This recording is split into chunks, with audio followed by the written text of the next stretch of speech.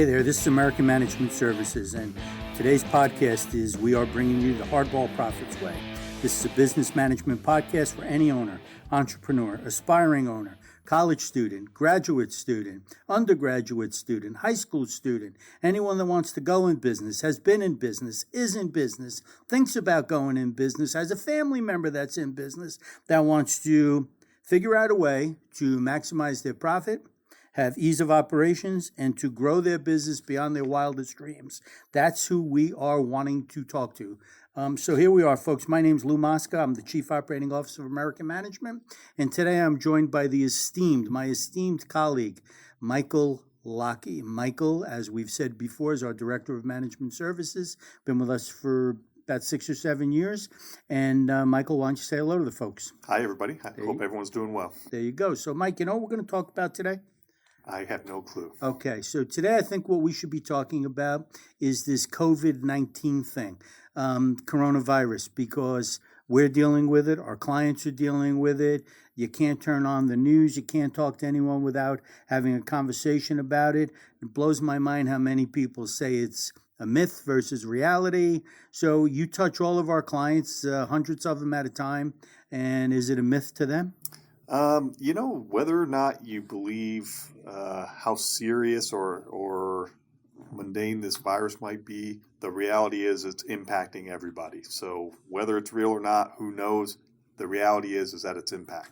Can you give me an example of any client that we've worked with in the last week or two that's got some bruises to bear for the virus? Yeah, absolutely. One in particular I can think of, probably the most prominent, they load containers and ship them overseas. So obviously, as the global economy is impacted by this, as travel restrictions and business is stunted because of this, it's already being felt in their four walls.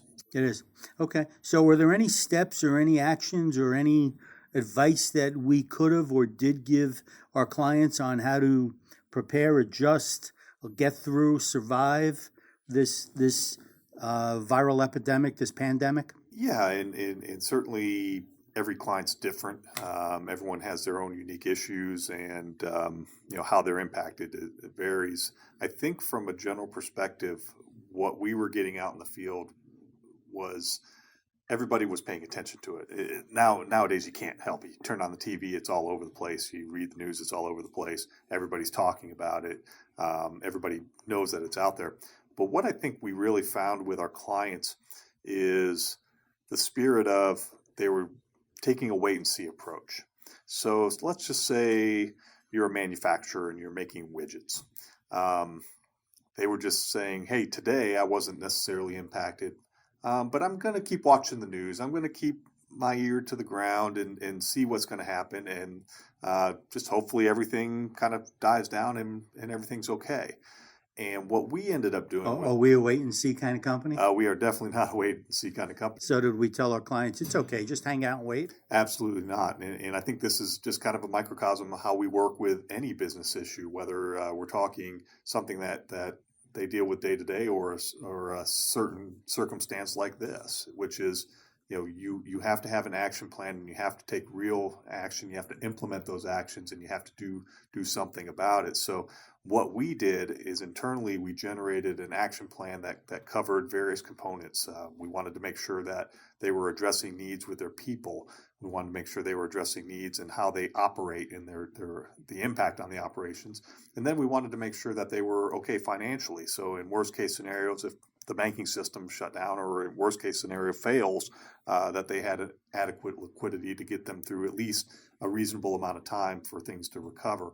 And what we found, we presented that to our consultants who went into each client, laid that plan out, and basically almost universally, all the clients came back to us and said, I'm really glad you did this because while I was paying attention to it, I wasn't really doing anything. I was just waiting to see how we were going to be impacted. And of course, our philosophy was if you're waiting to for the impact to come, it's too late. You got to get ahead of it. So we were really able to effectively, as best we could, get a lot of clients ahead of that problem.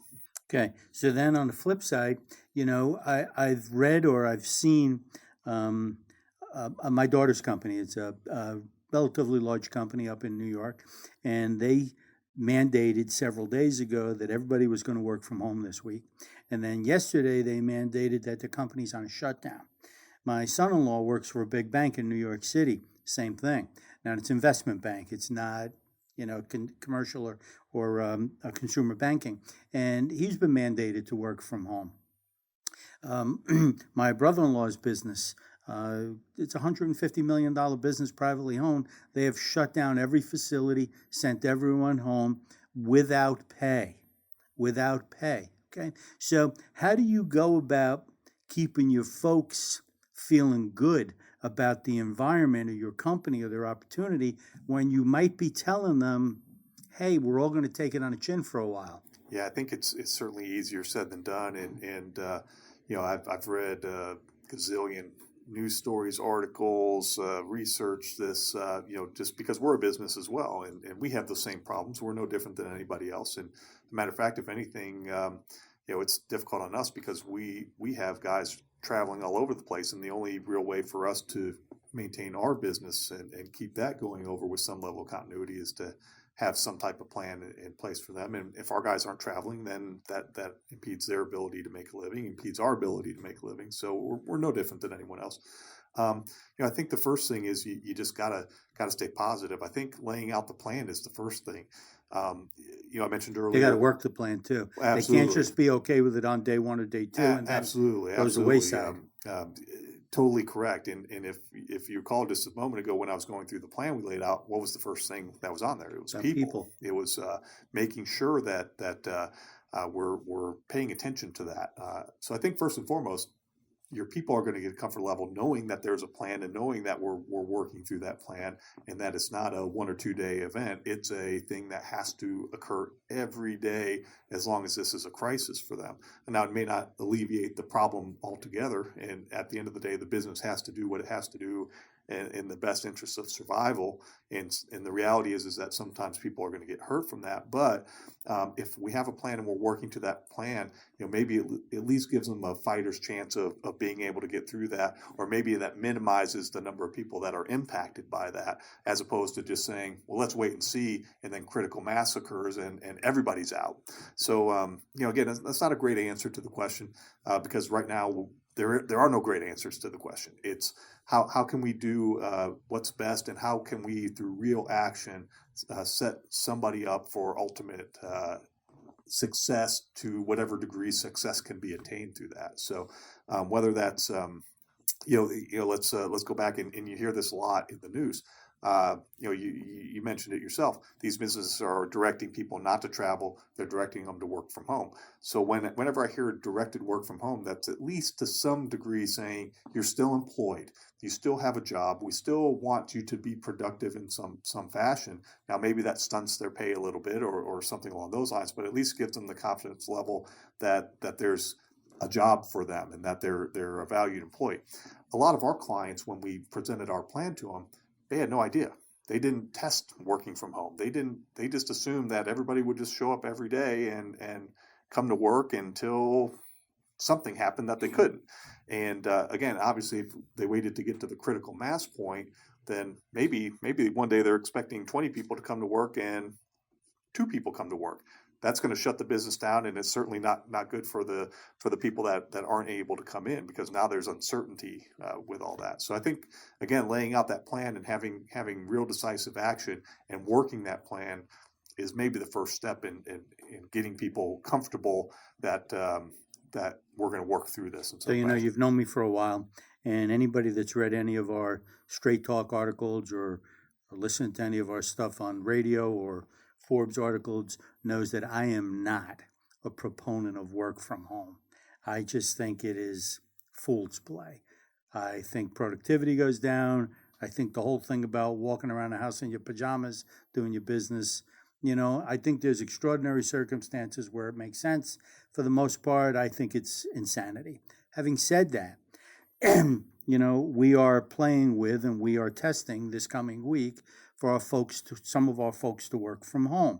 And how do you advise your clients, if you do, on how to maintain keeping your people productive and efficient to a level that warrants paying them full rate working from home? Well, that's a good question. And I think just thinking through that real quickly, I don't think it's any different than how we would evaluate somebody if they were sitting in the building. Now, the difficulty is you don't have line of sight. So if you don't see, or if you witness something or someone not being productive, you can go right to them and say, get to work. You don't have that luxury when you're away from them. But I still think that doesn't preclude that you have to have some way to measure how they're performing. So they have to have a quota. They have to have a requirement. They have to have something that is tangible that you can sink your teeth into.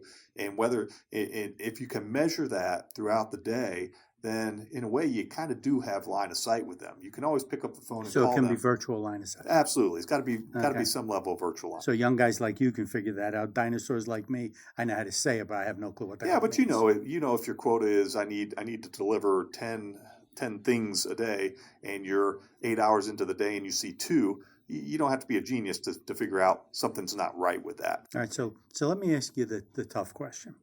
At what point do you advise your client that they need to cut overhead because the virus has impacted them so much? At what point do you say you got to start eliminating? Well, that you're absolutely correct. That's not an easy question, and it's going to be, if you had 1 million clients, you might have 1 million different answers for that. I think for me, the point would be, one, you got to be real with the situation.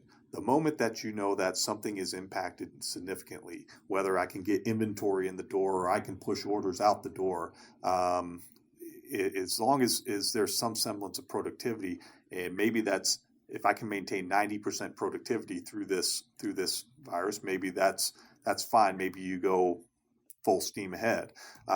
If you start seeing that you're getting down to 60%, 50%, I'd really seriously question whether or not you should keep your lights on and keep your doors open, because at the end of the day, it's going to impact your cash. And if you don't have cash, you don't have anything. And ultimately, if you run out of that and there's no recourse or there's no assistance coming your way, you're going to shut your door and everybody's going to be out. I'd rather preserve the business than try to make something happen that's not going to happen. Would you suggest that your clients do something like a cash burn? And assume revenue goes down 10% or 20% or 30%? What's the cash burn look like? Yeah. That's a loaded question, because we do that with clients irregardless of whether or not there's a coronavirus out there. So, and we certainly would in a distressed situation work to preserve cash, make sure that we're cutting overheads. And as much as we don't like to cut heads, if that's the necessary thing, then we have to do it. It's just I'd rather cut a handful of heads and have some type of stability for the remaining than everybody be out. So I know you're a young pup, but do you remember the recession in 8, 9, and 10? Oh, yeah. Okay. And you remember the companies that survived were the ones that had the strongest balance sheet? Yep. No different here. No different here. So you need to have a plan. Needs to be broken down into 3 pieces, right? So you got to protect and safeguard your people. You got to protect and safeguard the integrity of your organization. You got to have lines of communication with your vendors and your customers. That's every day, because the minute one starts having a hiccup, your hiccup's going to get even worse. And then the third thing is you got to protect your liquidity. So if you're not doing a cash flow or a cash burn, you could do step 1 and 2 and you're going to be dead. If you do step 2 and 3 and don't protect number 1, you're dead. If you're right, so this has got to be part and parcel. And is it a part-time effort or a full-time effort? Well, it's got to be a full-time effort. And I would add one thing to this. I think because we're in uncharted waters here, get creative. I mean, if you don't ask the questions, or the answer is going to be no.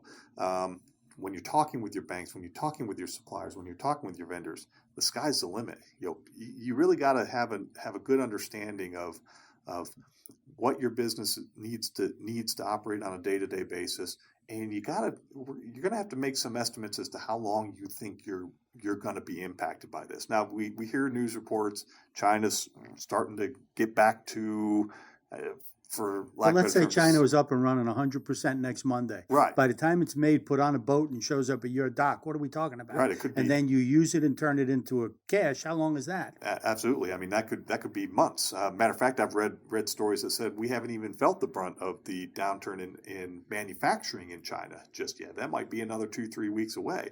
And right now, it may be rosy for a business here that relies on that China supply. They may be thinking everything's good, and let's just say, for hypothetically, the virus kind of flattens out and and things are going okay, and then bam, it might hit them then. So I think businesses really have to understand and make some estimates as to what happens if I start feeling the burn 3 weeks from now, let alone what's happening today, and how is that going to impact my cash, and how is that going to impact my operation. So you're absolutely right. I think you got to work all three parts of the plan. And I think you got to get creative. I think you got to go to your banks and say, hey, you know what? Maybe I am doing okay, but what happens in 3 or 4 weeks if that supply chain, if that hits me then? What can we do to work that? I actually think think you need to, nowadays everybody does everything on a computer or whatever, right? I actually think you need to put your glasses on, get a pencil with an eraser, and start looking at every line item of every disbursement of every nickel that goes out the door. And whatever you can safeguard, you need to do. Hey, let's turn the page a little bit. Fast forward. We're 30, 60, 90, 120 days out. The worst is over. The worst is over. But you're a manufacturer, you're a contractor, you're a machine shop, you're a retailer, you're a restaurateur, and you took a 40% hit, 45% hit, right? Because everybody's trying to buy all their cleaning supplies and their sanitary wipes and everything. Where are they trying to buy it? Amazon. So Bezos is getting richer, right? And everybody's trying to buy their crap online. And now all of a sudden life's coming back because the virus is under control. Hopefully it's day after tomorrow it's under control, but 30, 60, 90, 120 days. How do you help an owner get his or her life back to where it was? That's a wonderful question. But you're the director of consulting. Well, and I hope to. You're not the director of magic. Yeah, I don't have the magic wand. But this isn't totally foreign ground to us, because how many times do we walk into a situation, forget coronavirus, forget this, the guy's just apart. Right, the guy's just underperformed, or the lady, whoever it is, they've just underperformed so inadequately over the years that they're insolvent, essentially. I would say it's the same. It's no different than that. We got to go in. We got to build a cash flow if they don't have one. We have to look at how they're structured and organized. We have to make evaluations of all their people, because I guarantee you there's probably going to be some dead weight, or there's going to be some fat to cut. You mentioned it earlier. If it were me, I'd sit down and go line by line by line by line on their P&L and see where do we need to remember cut. We talked about that client this week that we have right now that's done $6 million a year for the last 4 years and has lost money every year for the last 4 years, and their excuse this past week for losing money was the coronavirus. And I'm like, hold on, let me get this straight. So you knew about it 4 years ago and didn't warn anybody? So it's just, it gets a little bit crazy, but you're right. You can't treat it like it was a result of a pandemic, right? Because it could happen to anybody. But basically, if we walk in and someone wants some help and they're down 30, 40%, it all starts back with what's your plan and accountability. Is that correct? That's absolutely correct. Plan absolutely and accountability. Correct. Yep. It's interesting you had mentioned this. I actually had another client that same type thing. They use the coronavirus as the excuse. Their sales were down the past few months. They do some overseas stuff, yada yada. But when you actually peel back the layer of the onion, their sales have been diminishing for over a year now. And so it's just, people have a way of kind of losing grasp on reality, and they just, the current situation's pretty dire, but that's what drove all this, when in reality it was how they were operating their business that got them there in the first place. And what I tend to find is, when they're not running their business the way it needs to be run, whenever you have these hiccups, the hiccup could be catastrophic. It makes it's exponentially worse than the person that runs a solid business, for sure. So let's wrap it up like this, if you don't mind. Tell me if you think this is right. So coronavirus is real. None of us know the timeline to which it's going to start to reverse itself. whether that's let's pray and let's hope, whatever your beliefs are, that this is a real quick issue and that the United States of America has got great controls on things. Let's hope for that. But we have 3 steps that we think you should take. Protect your people, strong communication, safeguard your staff. Number 2, have an operating plan, right? Be in constant contact every day, communication with your top vendors and your top customers. When they start to feel a hiccup, you're in trouble, but you want to be able to react to it immediately, not 3-4 weeks later. And number 3, you got to safeguard the strength of your balance sheet, your liquidity. You need to defer everything you can defer. Keep hold of your cash. If you don't have enough cash, you're in trouble to begin with. You better start looking at it. And then you should be working on right now, what's your plan going to be to build your business back? Because the day's going to come next week, next month, next year, where we're all breathing again. You agree with that, Michael? Totally, 100%. And is that our message to all of our clients and all our prospective clients? Absolutely, and not only that, but as things progress, as we hear more news, as we are starting to get real results from that, that plan can be adapted. So we're not only laying that out and doing real action, we're getting better at it as more and more things come out. All right, so folks, thank you for joining us today.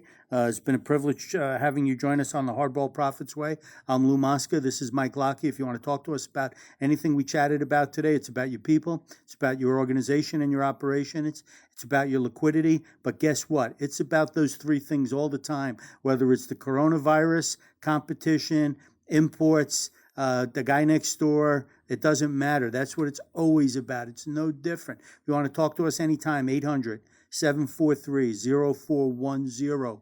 We are here to help. Have a great day.